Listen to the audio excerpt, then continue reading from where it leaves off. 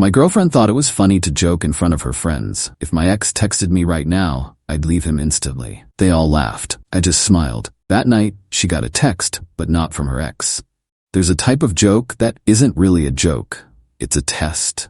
It's a little verbal trial balloon sent up to see what you'll tolerate, how much disrespect you're willing to swallow with a forced smile. I've been on the receiving end of those jokes from my girlfriend Sarah for the better part of a year. But the one she told last Friday night, surrounded by her laughing friends, was the last one I would ever have to endure. My name is Mike. I'm 32. I've always been the kind of person who thinks things through. I like to have a plan, to know what's coming next. Cause and effect, action and reaction, that's how I see the world. Sarah, who is 27, thrives in chaos. She's a tornado of social events, inside jokes, and constant simmering drama. I thought we balanced each other out. I now realize I wasn't a balance. I was the stable ground she stood on, while she spun. A big part of her chaos revolved around her ex-boyfriend, a guy named David. Their relationship ended 3 years ago, but in Sarah's world he was a ghost who was always in the room. His name would come up constantly. David used to love this restaurant. This reminds me of a trip David and I took. It was a never-ending comparison. A subtle but constant reminder that I was living in a space he used to occupy. I'm not a jealous guy, but I am a measured one. The pattern was clear. She wasn't over him. I tried talking to her about it once, calmly and rationally. The result was a week of tears, accusations of being controlling, and a dramatic performance of her calling her friends to cry about how I didn't trust her. I learned my lesson. Direct confrontation was pointless. It would just be twisted into a story where I was the villain. So I did the only thing that made sense. I started making a plan of my own, a contingency plan, just in case. Over the past few months, I quietly began preparing for the inevitable. I installed a small, wide-angle security camera in our living room, pointing towards the front door. I told her it was for security, which wasn't a lie. I also purchased a cheap burner phone and a prepaid SIM card, which I kept in my desk drawer. It was my break glass in case of emergency kit. I hoped I'd never have to use it. Last Friday night, the emergency arrived. We were at a local bar with a group of her friends for a birthday party.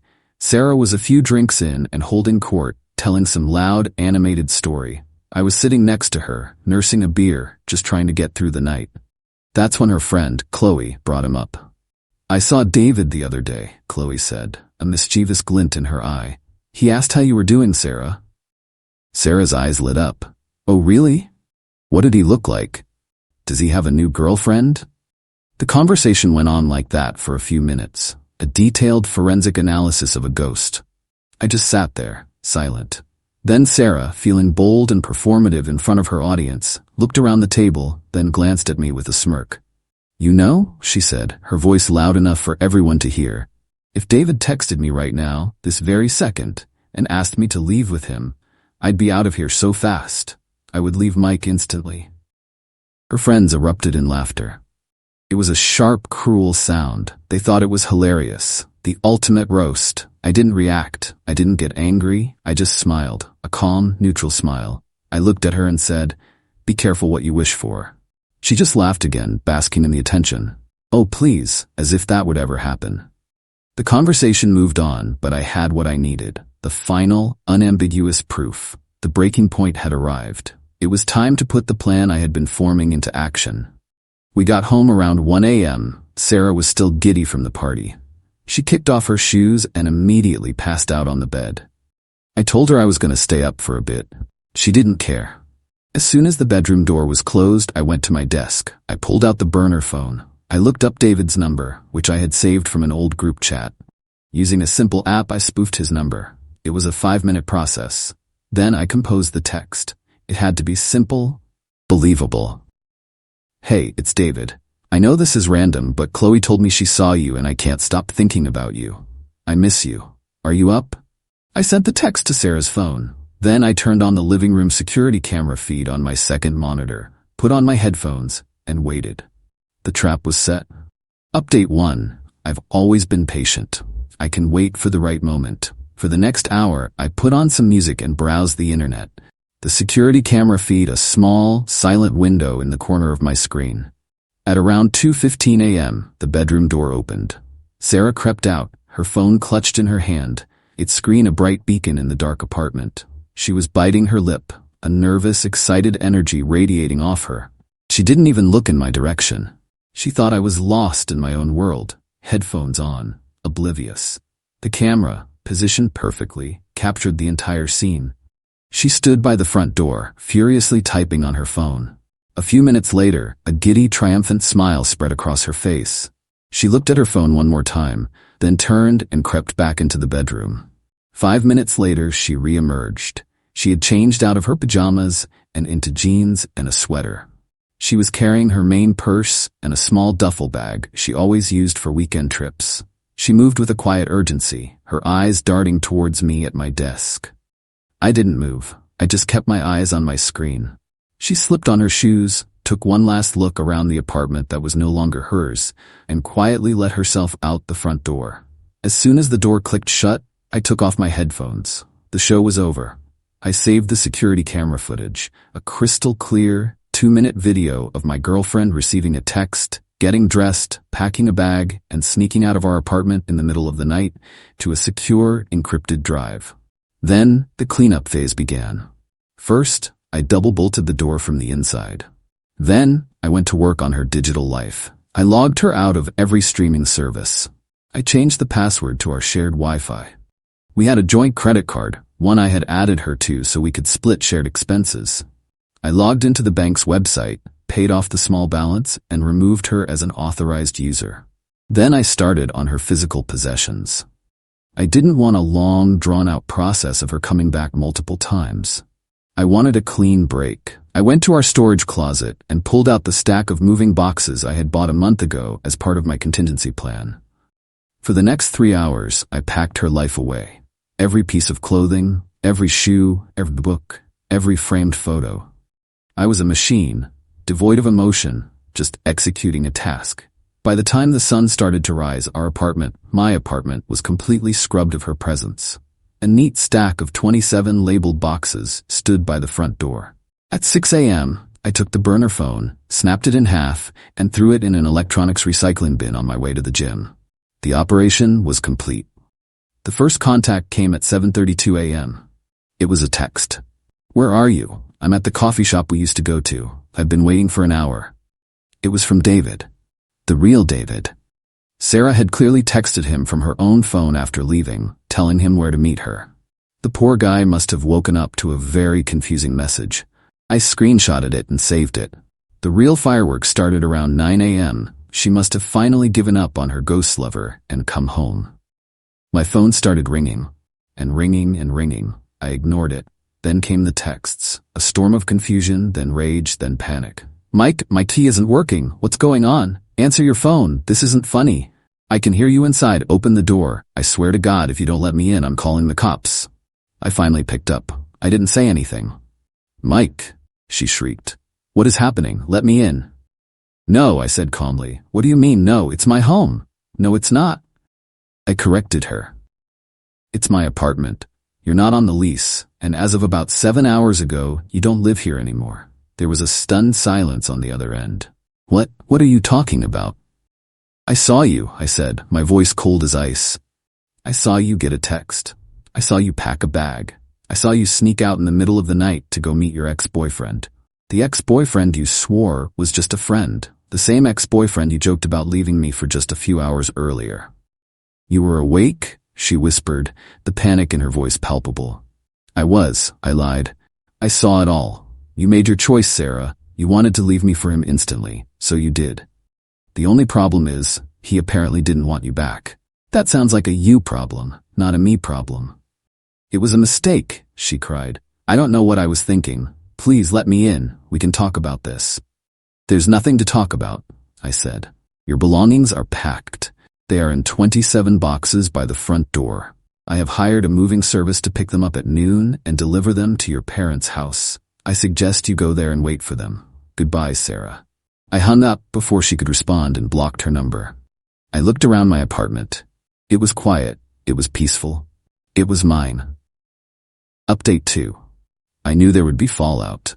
When you make a big move, there are always ripples.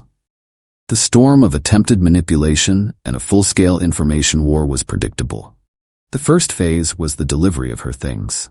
The movers I hired were professionals. They arrived at noon sharp, loaded up the 27 boxes, and drove them to her parents' suburban home. I got a text from the lead mover at 1:15 p.m. Delivery complete. Homeowner signed for it. She was not happy. I'm sure she wasn't. The second phase was the smear campaign. It was launched with military precision. By that evening, my social media was a war zone. Her friends, led by Qley, unleashed a barrage of posts. They didn't name me, of course. They were too clever for that. Instead, they spoke of their brave, beautiful friend who had just escaped a toxic, controlling relationship. They talked about psychological manipulation and tech-savvy abusers who create elaborate traps. The narrative was that I, the jealous and insecure boyfriend, had set her up over a harmless joke, then cruelly threw her out, proving I was the monster she always feared I was. It was a brilliant piece of revisionist history. And for a few days, it worked. I got angry messages from mutual acquaintances. I was unfriended by people who had only heard her side of the story. They were trying to isolate me, to make me the villain in a story where she was the only victim. But they had made a critical error. They assumed I would fight them on their battlefield of emotional, dramatic social media posts. I don't fight with drama. I fight with facts. I waited until their campaign reached its peak. On Wednesday, Sarah herself posted a long, tearful survivor story on her Instagram. She talked about the suffocating pressure of being with someone who didn't trust her, and the terrifying night she was unceremoniously discarded over a misunderstanding. It got hundreds of likes and sympathetic comments. That was the signal I had been waiting for. I went back to my evidence file. I had the screenshot of the real David's confused text message. And of course, I had the high-definition, undeniable video of her actions. I created a simple private web page on a personal server. It was protected by a password. The page had a clean, simple layout. At the top it said, "The truth about last Friday night." Below that, I embedded the 2-minute security camera video. Under the video, I posted the screenshot of the real David's text message. And at the bottom, I wrote a single paragraph. This is the reality of what happened. This was not a misunderstanding. This was a choice. A choice to act on a long-held desire, proven by the immediate and joyful reaction to a text message believed to be from an ex-boyfriend.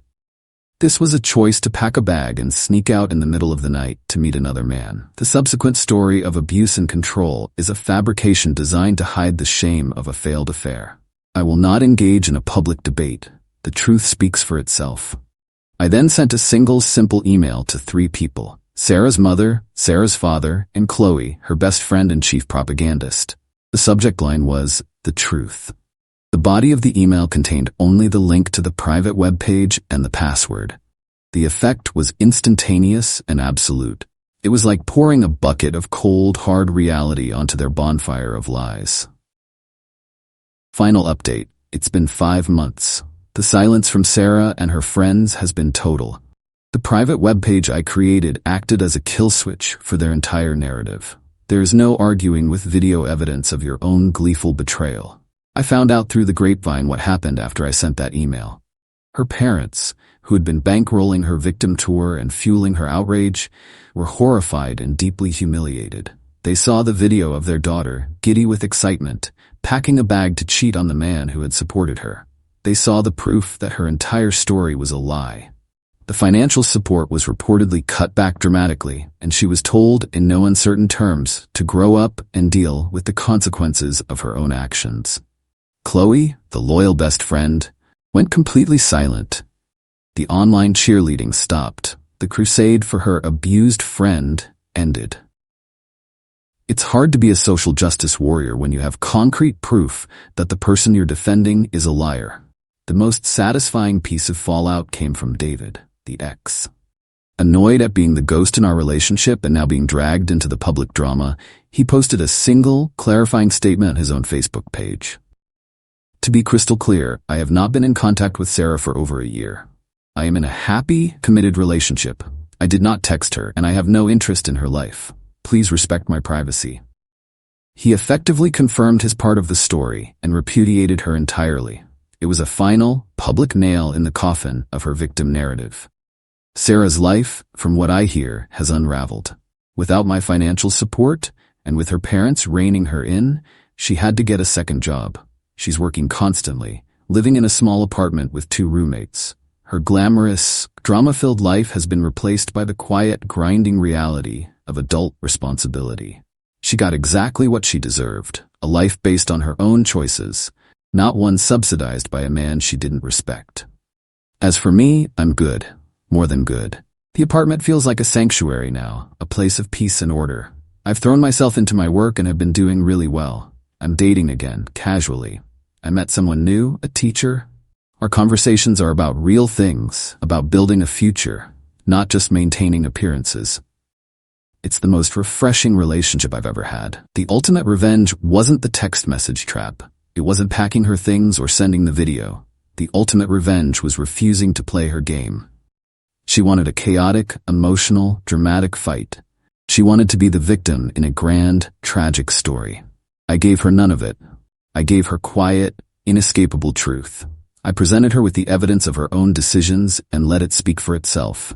She tried to drag me down into the mud of her own making, but I refused to go. I stayed on solid ground and I watched her sink. She joked about leaving me instantly. In the end, I was the one who left her, instantly and irrevocably, in the past. And my future is a system that is finally running without any errors.